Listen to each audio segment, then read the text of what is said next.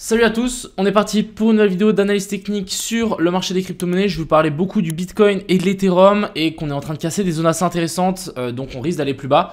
Et on ira aussi faire un tour sur deux altcoins que je surveille, que je voudrais bien racheter un petit peu plus bas. Et vu qu'on corrige, pourquoi pas essayer de placer des ordres à des endroits stratégiques. Je vais aussi vous parler du téléphone de Solana. C'est pas du tout sponsorisé, mais je trouvais ça assez intéressant à vous parler. Moi j'en ai commandé un, je vais vous expliquer pourquoi. Et je vais vous montrer d'autres trucs assez sympas. J'espère que cette vidéo vous plaira, on est parti.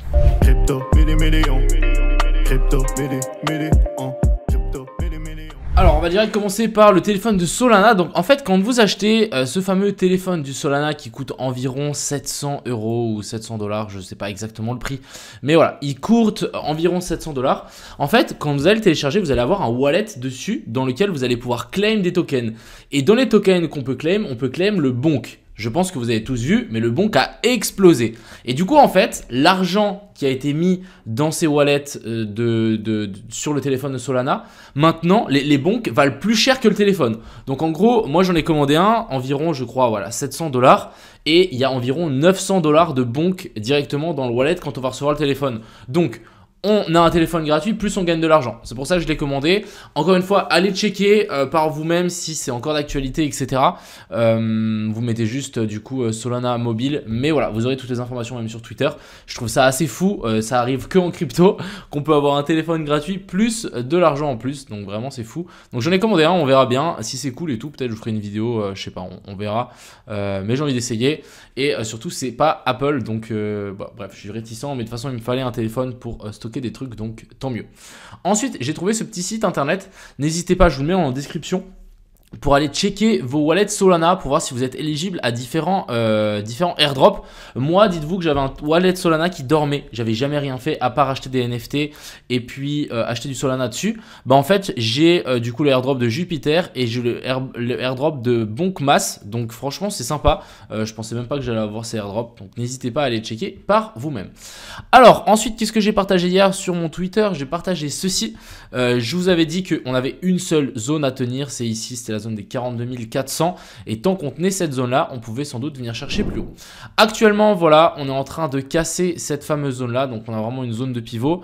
On est venu du coup nous faire notre petit M, hein, c'est ce que j'avais dit, hein, souvent on fait un M ou un W quand on arrive sur des zones pivot. Ici souvent on fait l'inverse pour piéger un petit peu les gens, donc on a fait ça et on est en train de casser. Donc actuellement ici, en tout cas pour le BTC, je pense qu'on peut vraiment descendre beaucoup plus bas et venir récupérer ces lots là. Et je vous avais dit hier que c'était 50, moi j'étais haussier jusqu'à partir du moment où on n'a pas eu cette mèche. On a eu cette mèche là, donc on s'est adapté. Hier on a dit que c'était du 50-50, on a mis notre zone d'invalidation. Et du coup là on est en train de la casser. Donc personnellement je pense que ça va descendre plus bas et qu'on aura notre en fait finalement correction ici en A, B et puis C. Je vais quand même checker quand même 2-3 trucs. On a cet order block là qui peut largement faire l'affaire, sur lequel on peut rebondir. On peut aussi tirer je pense un Fibo comme ceci, donc depuis la mèche jusqu'en haut. Problème ici avec la mèche, j'aurais été beaucoup moins baissier si ici on avait une clôture au-dessus de ce sommet là. Pas de clôture, donc pas de boss, pas d'inversion de structure, donc en théorie on devrait continuer la chute vers le bas. Du coup on a quand même cet order block là à surveiller, on a une zone d'OTE aussi à surveiller. Je pense qu'on peut quand même peut-être faire un petit rebond, je sais pas, un truc comme ça. On verra, je vais même regarder, on peut clairement faire un rebond au-dessus de ça et ensuite redescendre. Donc encore une fois, je vais surveiller ces zones-là. On a quand même notre zone invalidation qui a été bien invalidée. Donc voilà, affaire à suivre. Et si on dézoome un petit peu, voilà, on peut voir que les mèches arrivent ici. Donc je pense que ça pourrait être aussi intéressant de surveiller cette zone-là. On a quand même une petite zone de cluster. Ici, on a un order block, la mèche ici, les zones des 0,705. Donc on peut toujours rebondir sur cette zone-là. On verra comment ça se passe. Pourquoi rebondir? Parce que ça nous ferait simplement une correction à B et puis C, et ensuite on pourrait continuer à grimper. Donc voilà, encore une fois, c'est à prendre avec des pincettes, mais ça reste plutôt baissier. En tout cas, ce qu'on est en train de faire ici, je pense qu'on peut vraiment redescendre, venir rechercher cette zone-là. En recherchant cette zone-là, on vient chercher le gap des CME. On a aussi la zone de Fair Value Gap en weekly. Du coup, si on passe ici en weekly, on a une zone de Fair Value Gap qui est intacte juste ici en dessous. Ça nous permettrait aussi de rajouter du coup une petite mèche sous cette bougie, hein, étant donné qu'on n'a pas de mèche ici en dessous. Et ça, en théorie, on n'aime pas trop. Ça nous donne un signal haussier fort, mais voilà, on n'aime pas trop. Donc affaire à suivre. Personnellement, voilà, ça reste baissier, mais on n'est pas à l'abri. Mais j'y crois moyen, tu vois. J'y crois vraiment bof bof. Si on arrive là, ok, mais J'y crois pas trop. La dominance du Bitcoin qui chute. Donc, on a le Bitcoin qui chute, la dominance du Bitcoin qui chute. Donc, les altcoins qui doivent chuter plus ou moins la même chose que le BTC. Peut-être voir un petit peu plus. Mais c'est plutôt bien. Heureusement que la dominance du Bitcoin ne pump pas quand le Bitcoin dump. Sinon, les alts seraient un bain de sang. Donc là, j'ai l'impression, ok, c'est un peu dans le rouge. Mais ça tient, ça va. On arrive bientôt vers une zone potentielle de rebond. Et bien évidemment, on peut encore aller chercher plus bas. Donc, encore une fois, je pense que l'alt season, on n'y est pas encore. Du côté de l'Ethereum contre le BTC, par contre, ici, on a quand même une charte très intéressante. On est venu combler la zone de fair value gap ici en 4 heures. Donc, si on dézoome un peu, on avait cette zone de fair value gap en 4 heures. On est venu combler avec cette mèche. On est venu chercher aussi la zone des 705. Donc ça, c'est plutôt assez intéressant. Personnellement, je me dis qu'on est potentiellement sur un bottom pour Ethereum contre le BTC. Parce qu'ici, on a notre petite inversion structure. On est descendu tranquille. Maintenant, on fait un rebond. On corrige en ABC. On vient chercher la zone OTE plus zone de fair value gap. Et je me dis que c'est qu'une question de temps avant qu'ici, on commence à pumper. Donc, à voir si le Bitcoin corrige. Est-ce que l'Ethereum va corriger autant que le BTC. Je rappelle qu'on a quand même cette grosse trendline ici à casser, mais vous voyez, on commence à s'en rapprocher petit à petit et du coup, au bout d'un moment, on viendra péter ça vers le haut. Si on check du coup l'Ethereum, on a aussi cassé donc notre fameuse zone. Alors l'Ethereum, on se fait aussi rejeter par la zone des 705 de cette zone-là. Personnellement, moi, Ethereum, je le vois moins récupérer un nouveau plus bas, étant donné que cette zone-là, en fait, on est venu récupérer toutes ces mèches ici. On a quand même une inversion de structure. Ici, on a notre COS et notre boss. Donc, est-ce qu'on ne verrait pas un potentiel retour simplement dans la zone OTE de cette hausse? On vient de chercher cette zone-là. Et ensuite, pourquoi pas après remonter, nous faire une grande A, B et puis C et ensuite corriger. Personnellement, moi, j'ai du mal à voir qu'ici, on est dans une ABC.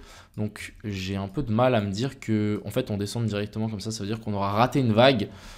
Je suis moyen fan, je préférais vraiment voir un truc comme ça, venir récupérer ces highs là ou voir plus haut, ou nous faire une 1, 2, 3, 4, 5 et vraiment continuer la tendance haussière impulsive vers le haut. Donc affaire à suivre, on peut toujours chercher la mèche là, en fait on verra. Moi ce que je trouve assez intéressant c'est vraiment Ethereum contre le BTC, on commence à avoir quelque chose, je crois même qu'en 15 minutes on a une petite inversion de structure, donc là plutôt c'est vraiment propre, prise de liquidité, touchette de la zone des 705 et directement après on a un boss, donc pas mal, je trouve que c'est plutôt intéressant.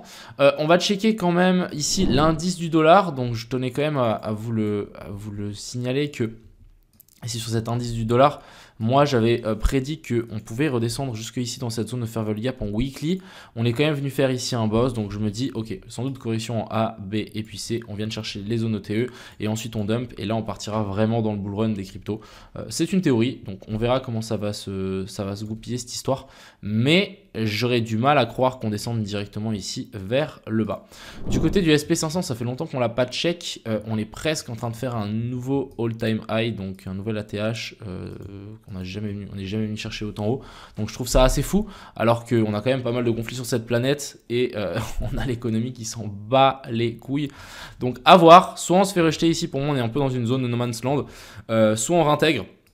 Si on réintègre, on viendra chercher un nouveau plus bas. Par contre, si on vient faire un nouveau plus haut, la prochaine correction, je pense pas qu'on verra venir chercher un nouveau plus bas, étant donné qu'on aura fait un cause continuation de la structure haussière. Et du coup, ce plus bas sera protégé. Voilà un peu pour du coup ça. Et je vais vous parler de deux cryptos. Donc, on a le OP qui m'a l'air assez intéressant à surveiller. Si on zoome un petit peu dessus, on reste dans mon scénario qui est assez intéressant. Mèche de liquidation. Directement après, ici, on a le COS, continuation de la structure haussière. Et là, on corrige tranquillement jusque dans la zone OTE. On a des liquidités qui sont placées sous cette ligne-là et sous cette ligne-là. Donc, je pense que si on arrive à venir faire un petit bottom sympa ici vers la zone des 2.05 ou les 2.1, ça peut vraiment être une bonne zone de long pour la suite, en tout cas pour le optimisme. Et on va continuer avec le Ape. Donc, le Ape, vous savez que moi, je le surveille depuis longtemps. Étant donné qu'on a une charte comme ça, je trouve juste assez fou. Après, on est d'accord que c'est un dinosaure. C'est peut-être un projet mort, etc. Mais bon, ici, on parle que graphiquement. Ici, graphiquement, on a vraiment quelque chose de très sympa. On a clairement une potentielle correction ici en A, B, puis C. Et on a laissé plein de liquidités ici en dessous avec une grosse zone OTE. Donc, à partir de la zone des 1.5, ça me semblerait une excellente zone pour essayer de construire une position. Je rappelle que la charte est juste folle, donc je me dis que ça peut être intéressant. Ça me fait aussi penser du coup au CRV. CRV, j'ai toujours ma position dessus et pour moi la charte est toujours assez folle. J'ai discuté avec CryptoPixel, je trouvais ça assez intéressant. On a tous été déçus par le CRV pendant le dernier bull run, je suis entièrement d'accord avec lui.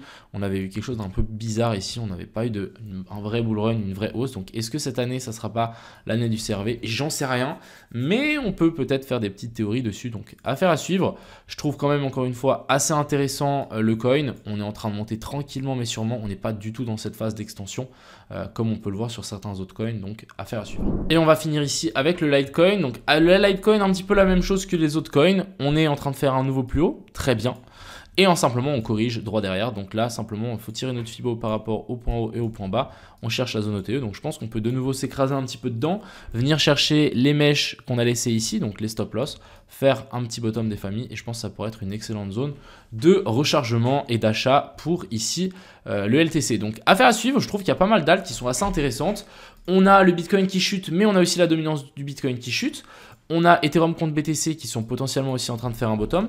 Donc je me dis, est-ce qu'on ne serait pas à l'aube de ce que le Bitcoin commence à devenir un petit peu plus faible, sans parler d'alt season, parce que bien évidemment si le Bitcoin ici chute, difficile de parler d'alt season.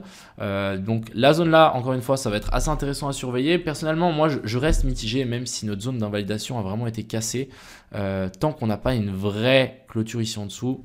Voilà, je reste mitigé, mais c'est vrai que c'est baissier. Hein. Je pense que si on donne des pourcents, je serai à 80% baissier, 20%.